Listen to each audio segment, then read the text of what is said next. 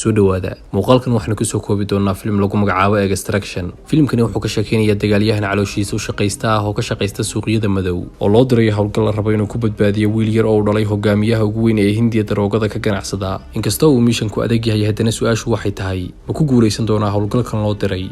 Waxaynu ku ogaan doonaa filmka gudihiisa ee si daawo. Filmku wuxuu ku bilaamayaa nin lagu magacaabo Taylor Rake. Waa nin hore uga tirsanaa ciidamada gaarka ah laakiin imika hawlgabay. Wuxuu hadda hawlgal ka wadaa bridge ku yaala wadanka Bangladesh. Taylor isagoo la dagaalamaya ciidamo burcada waxa ku dhacaya dhowr xabadood, waxaana ku adkaanaysa inuu sii dagaalamo. Intaa kadib waxaa layna tusayaa xilliga uu dagaalkani dhacayay xilli ka horreysay goor la joogo dugsi sare oo ku yaala wadanka Hindiya. Markii iskuulka laga soo dareeray waxaa layna tusayaa wiil lagu magacaabo Ovi Mahajan oo koraya baabuurta qaaliga ah. Ovi isla markiiba muu tagin gurigooda ee wuxuu go'aansaday inuu asxaabtiisa waqti la soo qaato. Ovi go'aanka uu qaatay waxa ku canaantay Saju oo ah ilaalihiisa khaaska ah. Ovi waxa dhalay ninka ugu sareeya ee Hindiya daraagiska ka ganacsada, sidaa awgeed ammaankiisa iyo nabadgelyadiisuba waa muhiim, waxaana u xilsaaran Saju. Inkastoo uu Ovi ku nool yahay nolol faakihaysiya, haddana kuma faraxsana noloshiisa sababtoo ah aabihii ayaa markasta u diiday inuu asxaabtiisa dhex galo, waxaanu nacay ilaaladan had iyo jeer daba taagan.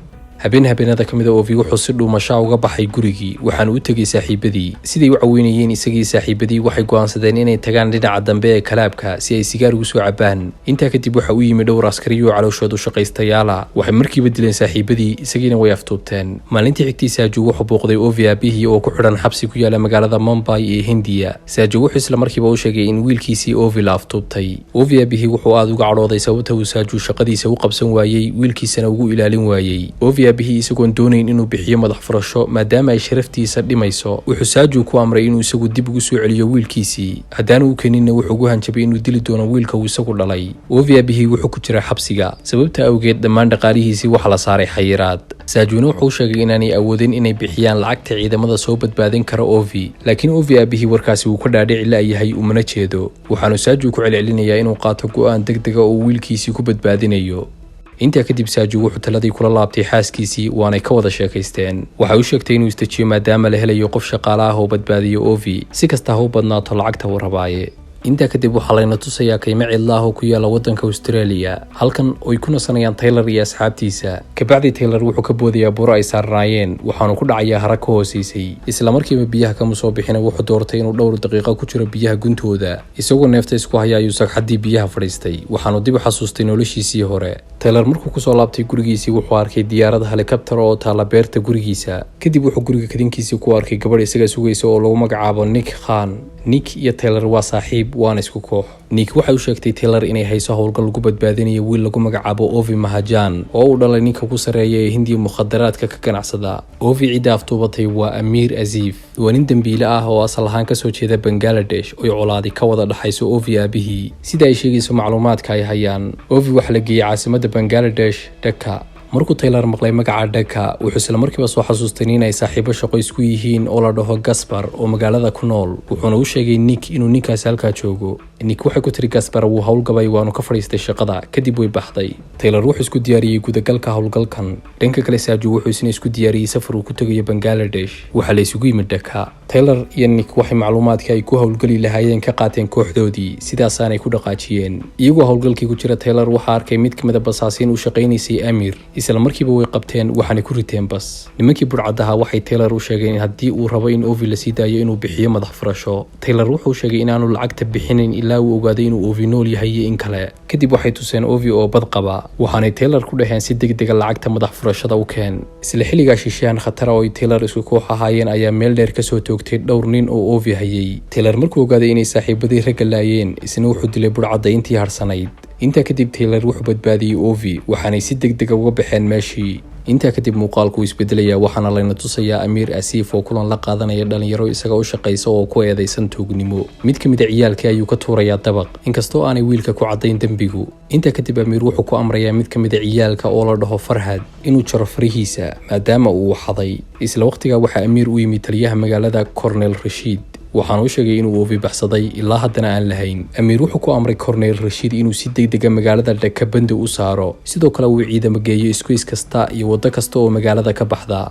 mar kale waxaa layna tusayaa Taylor oo Ovi keenay meeshay ka baxayeen. wuxuu iska bedelay dharkii uu xidhnaa, waxaanu xidhay jaakada dagaalka. halka dhanka kale asxaabtiisii kale ay isku diyaarinayaan siday Taylor iyo Ovi meesha uga soo qaadi lahaayeen. Dhanka kale Nick iyo kooxdeedii waxay la hadleen raggii u shaqayn jiray Ovi aabihii, waxaana u sheegeen inay si degdeg ah lacagta u bixiyaan maadaama uu Ovi nabad qabo dhawaana la keeni doono Hindiya. Nick waxay hoosta ka xariiqday inay lacagta ku soo diraan 7 daqiiqo gudahood. dhanka kale Taylor kooxdiisii oo sugaya intay soo gaadhayaan Taylor iyo Ovi waxa iyagoon ka warhayn soo weeraray ciidan kale. dhowr qof oo kamid ah kooxdii Taylor ayaa dhintay, xitaa waxa dhintay shiishahanadii ugu muhiimsanaa. Nick iyo tiimkeedii waxay ogaadeen in la khiyaamay sababtoo ah Ovi aabihii ragga lacagta u hayay waxay diideen inay lacagta soo diraan. waxa soo muuqday in qofka soo weeraray Taylor saaxiibadii inuu yahay Saju waa lagu qasbay inuu sameeyo arrinkan sababtoo ah Ovi aabihii muu ahayn lacag uu siiyo Taylor iyo kooxdiisa. Saju wuxuu wada dilay Taylor saaxiibadii, waxaana go'aansaday inuu Taylor isna dilo si uu isagu wiilka u badbaadiyo.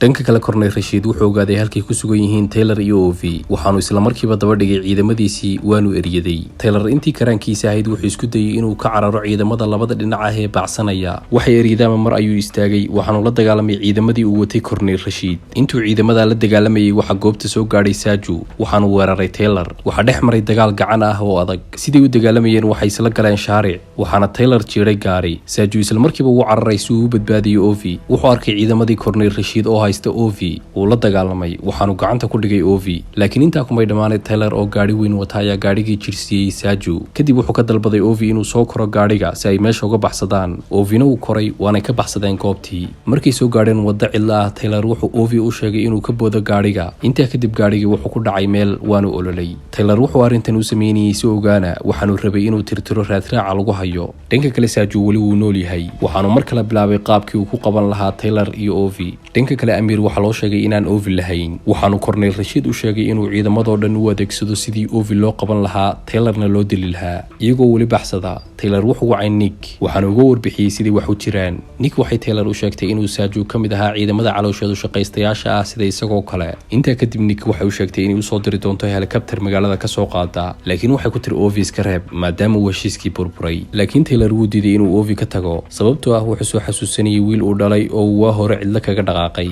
maadaama uu qabay xanuun uu adkeysan waayay oo la dhaho lymphoma. dhanka kale Saju oo dhaawac xumi ka muuqda ayaa wacay xaaskiisa, wuxuu u sheegay xaaladiisa, waxaanu ka dalbaday inay wiilkooda meel fog oo aamin geyso haddii uu ku guul daraysto soo badbaadinta Ovi. aynu ku soo laabano Taylor oo weli diidan inuu ka tago Ovi. muddo kadib waxaa taleefanka loogu soo diray meesha helikabtarta loogu keenayo ee laga qaadayo kadib markii ka soo baxsadaan maleeshiyaadka dhowrka dhinac ah ee eryanaya. iyagoo meesha laga qaadayo ku socda waxaa Taylor iyo Ovi soo weeraray dhalinyaro budhcad ah uu hogaaminayo wiil lagu magacaabo Farhad oo doonayay inuu weji wacan ka diyaarsado Amir Asif.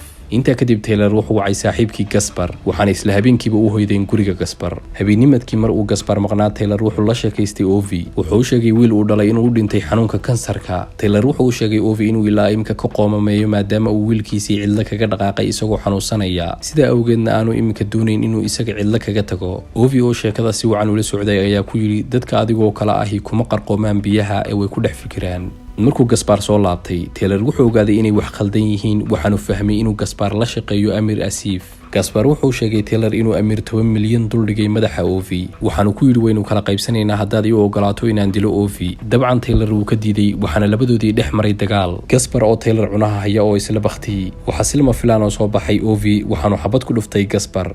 intaa kadib Taylor wuxuu la hadlay Saju, waxaanay labadooduba ku heshiiyeen inay ka wada shaqaynayaan sidii ay si nabada Ovi uga saari lahaayeen magaalada Dhaka. Taylor wuxuu keenay qorshihii uu ciidamada wadooyinka taagan kaga jeedin lahaa Ovi iyo Saju oo doonayay inay iyagu sii tagaan bridge-ka laga qaadayo. subaxdii xigtay Taylor wuxuu weeraray ciidamadii Cornel Rashid ee magaalada daadsanaa si uu wadada ugu baneeyo Ovi iyo Saju oo gaari ku baxsanaya. dhanka kale Nick waxay iyaduna diyaarsatay hubkeedii si ay Taylor ula caawiso soo badbaadinta Ovi. markii Saju iyo Ovi soo gaadheen bridge-kii waxaa meesha ku sugayay Cornel Rashid iyo askartiisii, waxaanay garteen Saju oo isqarinaya. Saju wuxuu rasaasiyay askartii Cornel Rashid isagoo difaacaya Ovi. dhanka kale Amir Asif ayaa arkay inuu dagaal adag ka socdo bridge-ka, waxaanu ku amray Cornel Rashid inuu goobta geeyo ciidamo dheeraada. kadib markuu wada laayay dhammaan ciidamadii Cornel Rashid ee wadooyinka taagnaa, Taylor wuxuu soo gaadhay bridge-kii ay ka baxayeen. Nick iyo kooxdii calooshoodu shaqaystayaal ay wadatayna waxay soo istaageen dhinaca kale ee bridge-ka si ay Taylor u caawiyaan. waxay dagaal adag la galeen ciidamadii dheeriga ahaa ee Cornel Rashid oo weliba ay helikabtar caawinayso. Nick waxay ugu dambeyntii soo riday diyaaradii, laakiin intaa kadib waxa dagaalka soo galay Colonel Rashid waxaanu isku dayay inuu soo rido helikabtarta ay wataan tiimka extraction ee qaadaya Taylor iyo Ovi. sidoo kale wuxuu meel dheer ka soo toogtay Saju waanu dilay, laakiin ugu dambeyntii isagoo isleh Taylor dil waxa meel dheer ka toogatay Nick waanay dishay.